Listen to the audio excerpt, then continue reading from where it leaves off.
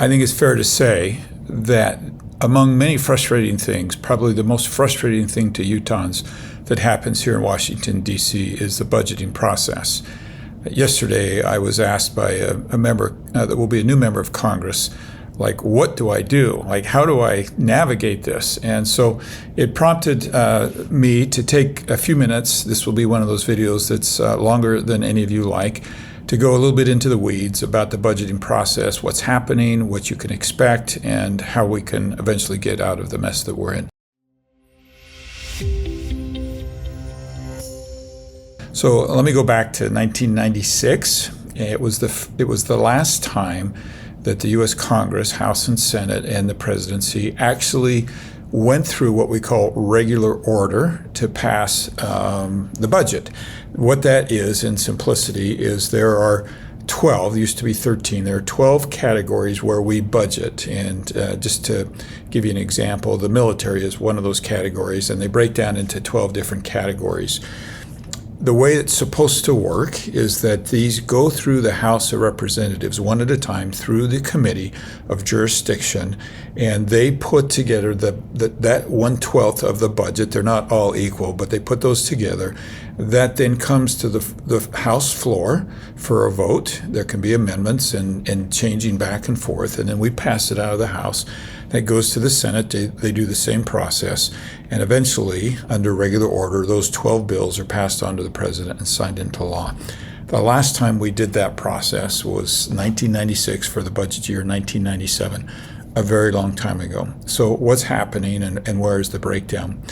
Well, what's happening right now is that we're not doing that process. We get to the end of the timeline. We've been unable to do our 12 bills, and then we are forced into one of three choices, and those one of three choices are a continuing resolution, a CR, you've heard that term, which simply moves the time back, and then we stay under the same budget regulations, but it moves the time back and keeps the government funded under the previous budget.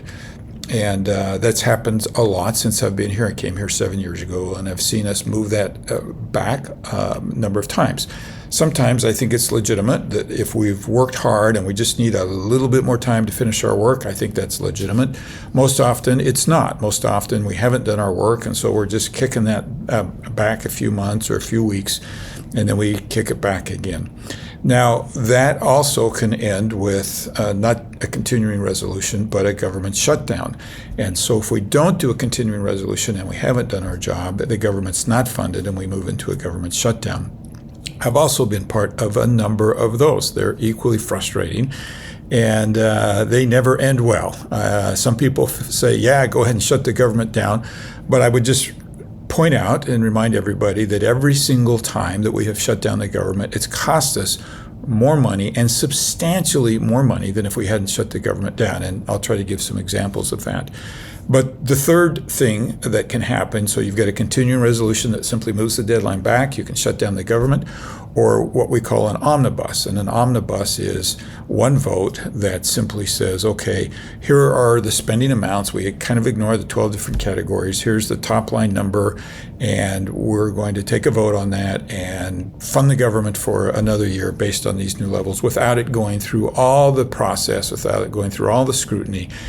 And the omnibus not only deals with the budget, but always there are many, many priorities added into that. And so what happens is, to get people's vote, they typically say, hey, remember that bridge that you wanted in your district? Or do you remember that airport that you wanted? Or do you remember that bill that you wanted? We're going to throw it in there. And they end up throwing so much into that omnibus that eventually there's enough people that will vote for it. And you've all heard traditionally, and it's accurate, that we'll get a 6,000-page omnibus bill in the middle of the night, and we vote on it the next morning, and then everybody runs home. Now, here's what's really important to remember. Since 1997, every budget, whether it has a CR or a shutdown, has ended with an omnibus. So let me come back to why I'm not a real big fan of shutdowns.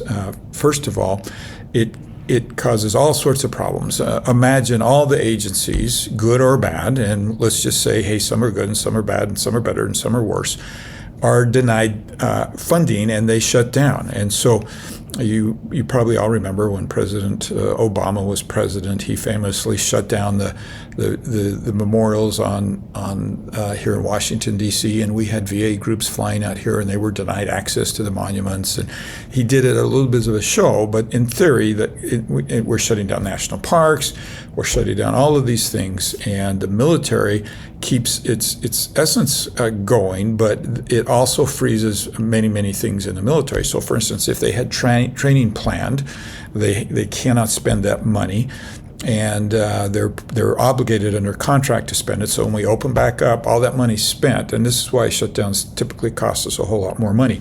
Inevitably, every single one we've gone back and paid the government employees who weren't paid during that period of time.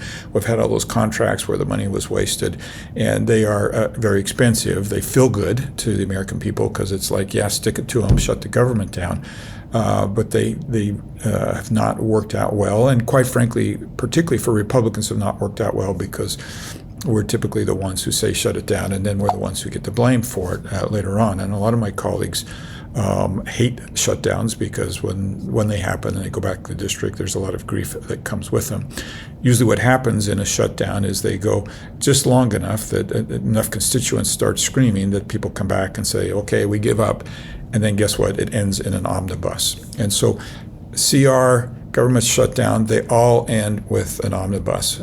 So that's what we're facing again now. Our budget is supposed to be completed by the end of September. It won't be.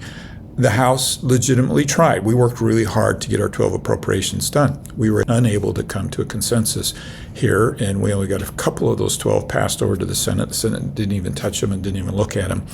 And even if we had sent our 12 over there, we could have checked our box and said, hey, we did our work in the House, but that wasn't done. So now we're looking at the end of September for continuing resolution, a shutdown, or an omnibus. Speaker Mike Johnson has been trying to promote a continuing resolution that would move the budget into next year and attach some Republican priorities. So we would feel like, okay, we didn't like the continuing resolution, but we got some things we wanted. Now, last year in this position, Republicans wanted to get our priority of the border. It's called H.R. 2, and we suggested, well, we're willing to do a CR if we can solve the problems at the border. And I think that I could have gone back to the district, looked the residents in the eye and say, hey, I know a continuing resolution is not good, but look at the priorities we got in exchange for it. Some of my colleagues hated CR so bad that they wouldn't vote for that, and we were unable to come together and pass any kind of CR with any of our priorities. We're in the same predicament this year. Speaker Mike Johnson is suggesting, okay, I don't like a CR, but let's get something for it. So let's put in the SAVE Act, which in essence requires citizenship proof before somebody votes. Well, that seems like it should be so obvious, but a lot of people are very concerned that non-residents would be able to vote in our elections. So we've articulated that as a priority. We've said, okay, listen, we're willing to do a CR, not our favorite thing, but if we can get this priority, let's do that.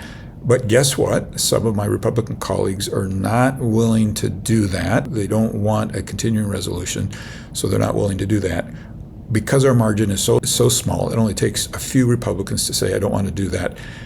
And that's what's happening. Mike Johnson this week pulled the vote. We were going to vote on a continuing resolution to put it into next year, which a lot of us think would be a Trump presidency and a more favorable situation for us. Get the SAFE Act with it, and we were unable to do that. That forces Mike Johnson into the remaining options, an omnibus or a government shutdown, and I'm not really pleased with either one of those, and so this is the position that we're in. Now, let me also kind of point out that what we're talking about here is just about 1/3 of our budget, and this is the problem that's not spoken about enough. We have what's called discretionary and non-discretionary spending. So when we're budgeting, we're talking about roughly 1/3 of the budget. 2/3 of the budget is on automatic. It doesn't matter what we do; it automatically spends itself. A high percentage of that, it's not quite this simple, but a high percentage of that is Social Security and Medicare, Medicaid. And this is why we're fooling ourselves when we say, and both both presidential candidates have said this. We're not going to touch that portion of the budget. We're not going to touch Social Security. We're not going to touch Medicare. And the reality of it is, we cannot fix our budget situation if we're not willing to look at those categories. Interest right now is just eclipsing $1 trillion just on our interest payments alone. So when we talk about fixing this deficit, we're fooling ourselves if we think, oh, look, this 1/3 of the budget, we can make some nips and cuts, and we'll get this thing down, and we're going to totally ignore this 2/3 of the budget, which is where our spending is really out of control. So I'm advocating for, look, we have to be honest with the American people. We have to look at Social Security. We have to look at Medicare. We have to look at Medicaid. Because if we don't, this thing's going to blow up in a really bad way, and the people who depend on those programs are going to be sorely disappointed in a really significant way. So we've got to be willing to talk about it. I'm willing to talk about it. So I hope that's helpful. I hope it tells you that a little bit about my priorities. I'll just touch on one more thing over on the 1/3 of the budget that I think would be a game changer, and I'm trying to implement. Because I know a lot of people are back home are saying, well, but so what? Okay, you've explained this, but so what? But one of the things that I think would be a game changer and change this whole scenario is modeled from Utah, and it's called the baseline budget. At the beginning of their legislative session, they agree that if they don't agree on the budget, that they will stay with last year's budget. That keeps them from a shutdown. It also keeps them from an omnibus because they're stuck on last year's budget at last year's budgeting numbers. If you factor in inflation, it's actually a little bit of a cut. And I'm trying to promote that here. Last year, Thomas Massey and I were successful in getting an amendment in that actually said if we didn't resolve the budget, it would go to last year's budget minus 2%. I actually think, although that would be good, it was a little problematic.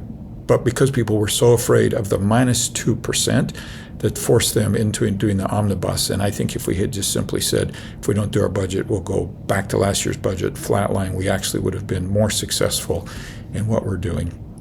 So I might just also mention and point out that a lot of our reactions to this is, I'm just going to vote no to any budget. It makes me feel good. I get to go back home and tell people, hey, look, I just voted no.